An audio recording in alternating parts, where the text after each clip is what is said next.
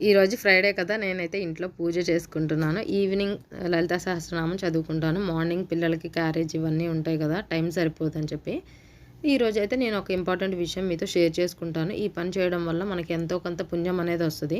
మేము every year కూడా భాద్రపద మాసంలో కృష్ణపక్షంలో వచ్చే 15 రోజుల్ని మహాలయ పక్షాలు అంటారు.